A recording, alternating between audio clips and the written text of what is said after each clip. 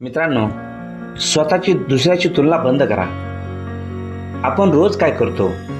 तो किती पुढे गेला, त्याच्याकडे मोठी गाडी आहे, त्याचा व्यवसाय मोठा आहे, त्याला जास्त पैसे मिळतात, आणि मग आपण मनात विचार करतो की मी काहीच केलं नाही.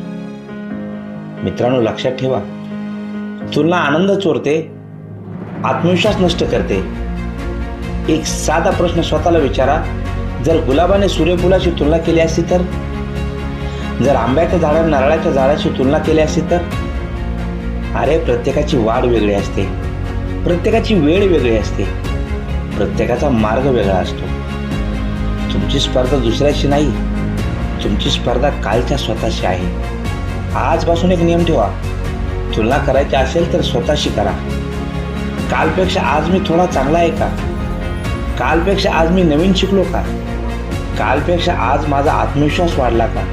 बस, यश इथूनच सुरू होतं. लक्षात ठेवा एक सत्य, जेव्हा तुम्ही तुलना करता तेव्हा तुमची किंमत कमी करता, आणि जेव्हा तुम्ही स्वतःवर काम करता तेव्हा तुमची किंमत वाढते.